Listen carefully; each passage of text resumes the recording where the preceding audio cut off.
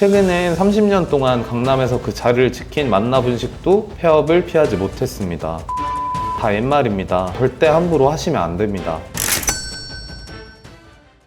안녕하세요. 반갑습니다. 진짜 장사 가르쳐주는 양승일입니다. 요즘 무한리필 식당이나 저가형 식당들 정말 많이 생기고 있죠. 1인분에 2,900원, 3,900원 하는 식당들도 많이 생기고 있더라고요. 영상 보시는 사장님들도 요즘 경기도 너무 안 좋고 장사도 너무 안 되고 해서 손님이라도 많이 왔으면 좋겠다는 생각에 나도 싸게 팔아야겠다. 나도 저런 박리담의 식당 해야겠다. 이렇게 고민하시는 분들 많을 겁니다. 근데 절대 함부로 하시면 안 됩니다. 최근엔 30년 동안 강남에서 그 자리를 지킨 만나분식도 폐업을 피하지 못했습니다. 박리담회는 이제 다 옛말입니다. 절대 함부로 해서는 안 됩니다. 오늘은 박리담회가 가지고 있는 함정에 대해서 말씀을 드려보도록 하겠습니다. 가게에서 박리담회 전략을 쓰는 이유가 무엇인가요? 저희 장사꾼들은 항상 박리담의 유혹에 노출되어 있습니다. 손님이 없거나 매출이 오르지 않으면 가장 직관적으로 바로 할 수 있는 생각이 우리 매장이 저 매장보다 비싼가? 이런 생각을 제일 먼저 하게 되거든요. 실제로 고객들은 가격에 영향을 많이 받습니다. 가격 저항이 높은 고객들은 우리 매장에서 가격을 조금 낮춰주게 되면 우리 매장에 내방할 확률이 높아지게 되고, 그러면 자연스럽게 다른 식당에 손님이 줄어들게 되겠죠. 그렇게 경쟁에서 우위를 점할 수 있습니다. 그래서 다들 가격을 낮추는 방안에 대해서 항상 고민을 많이 하시게 되는 거죠.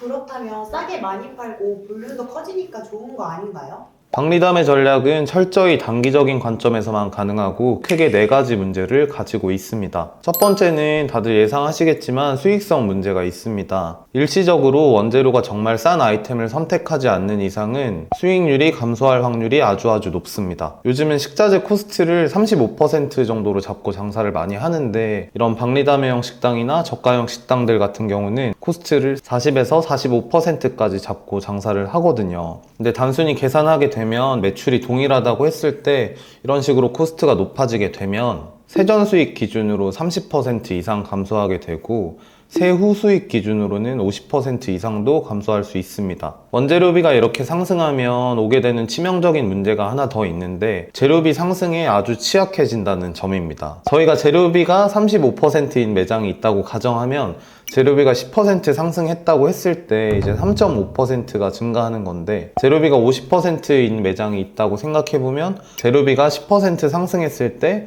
5%나 이제 상승하게 되는 겁니다. 이렇게 원재료비에서 엄청난 약점을 가지게 되는 거죠. 그럼 수익성 문제가 있으면 왠지 품질 문제도 있을 것 같아요. 맞습니다. 두 번째 문제가 바로 원재료비 상승에서 오는 품질 문제입니다. 이렇게 원재료비 상승에 취약하다 보니 매장에서는 수익률을 지키기 위해 가격을 올리거나 원재료비를 낮추는 방법밖에 없습니다. 근데 이미 손님은 여기는 가성비 있는 식당이야 라고 인지하고 있고, 그러면 저희는 가격을 올리는 게 쉽지 않겠죠. 그럼 저희가 선택할 수 있는 거는 재료비를 낮추는 방법밖에 없는데, 저희가 재료비를 낮추게 되면 자연스럽게 품질 저하로 문제가 이어집니다. 더 싼 재료 찾아가면서 이제 품질이 점점 낮아지게 되는 거죠. 근데 이것도 주재료가 10% 내외에서 상승했을 때 방어가 가능한 거지, 수입육 같은 경우는 한번 오르기 시작하면 20%, 30% 오르는 게 1도 아니거든요. 최근에 수입 갈비살 같은 경우 괜찮은 게 이제 2만 원대로 거래되다가 1년 만에 2만 원 후반대까지 지금 유통가가 올라와 있습니다. 그러면 매장에서는 재료비가 10% 넘게 상승하게 되겠죠. 이런 경우는 어쩔 수 없이 살기 위해서 안 좋은 고기를 쓸 수밖에 없는 거예요. 근데 가격도 낮고 품질 문제도 있으면 왠지 고객들이 안 좋게 생각할 수도 있겠네요. 맞아요. 세 번째가 고객 인식 문제입니다.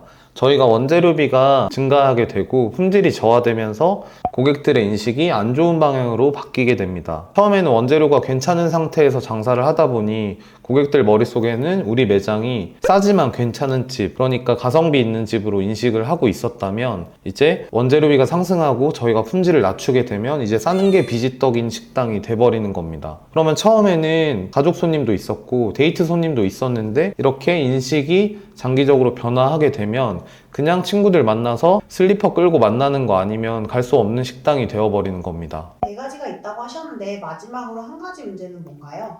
자, 마지막이 진짜 치명적인 문제입니다. 잘 생각해보면 저희 상권에 올 수 있는 고객이 한정되어 있거든요. 한정되어 있는 손님이 어느 식당에 가서 얼마를 썼냐가 그 상권의 파이를 결정하는 건데, 이렇게 싼 집이 많이 생기게 되면 상권의 파이만 이제 줄어드는 결과를 낳게 되는 겁니다. 치킨 게임이라고 들어보셨죠? 간단하게 말씀드리면 너 죽고 나 죽고 이런 얘기인데, 이게 너 죽고 나 죽고까지면 괜찮은데 내가 먼저 나서서 저가형 매장을 차렸다고 했을 때 몇 개의 매장이 같은 전략을 사용할지는 모르는 거거든요. 그러면 고객이 식당에 와서 쓰는 돈만 점점 줄어들게 되니까 우리 상권의 파이만 작아지는 결과를 낳게 되는 겁니다. 단기적으로는 내가 매출이 반짝 상승할 수 있지만 결국 후발주자들도 계속 쫓아오게 되고, 그럼 시장 전체가 망가지는 결과가 나오게 됩니다. 그럼 박리담의 전략을 무조건 쓰면 안 되는 건가요? 구독자분들을 위해서 아주 냉정하게 말씀드리겠습니다. 박리담의 전략은 그냥 타점 맞추기입니다. 초반에 진입해서 매출 띄워놓고 권리금 받고 팔고 나가는 거 아니면 사실은 좋은 전략이 아닙니다. 역사가 항상 반복되잖아요. 예전에도 무한리필 삼겹살집이 있었고 저가형 소고기집들이 많이 있었습니다. 그램그램이라든지 엉터리 생고기 이런 거 많이 들어보셨죠? 근데 그 유행은 항상 2바퀴, 3바퀴 안에 다 사그라들고 맙니다. 4년에서 6년 안에 다 망하게 되는 거죠. 초반에 진입해서 권리금 받고 팔고 나간 사람들은 승자가 되는데, 제가 앞에서 말씀드린 것처럼 원재료비 상승이나 인식 문제나 품질 저하 문제나 이런 문제가 시작된 시점에서 들어오신 분들은 이도저도 못하고 10년 동안 쩔쩔매면서 살게 되실 수도 있습니다. 명심하셔야 됩니다. 박리담의 전략은 진짜 단기적으로 타점만 맞추는 전략입니다.